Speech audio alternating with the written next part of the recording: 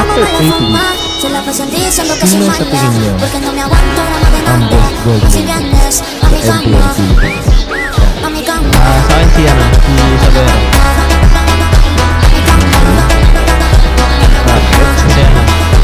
Kasi sobrang grabe ng improvement niya talaga yun. Pas na nito kasi yung MPL ID na Rampage X sobrang nag-iba ng playstyle and mas mechanics din sa Indo dito, mas macro and nagulat ako sa nilalaro niya dito na nakakasabay siya sa tingin niya ng Twitch kahit na sobrang iba yung playstyle sa ano ID. And let's just say na wala yung handicap na yun. Sabi natin, never mind kung siya ng dollar, tignan na natin face value. Bakit siya yung nasabi ng best player? Magaling siya sa laning, magaling din siya pumesto eh. Parang overall, ano yun siya, best player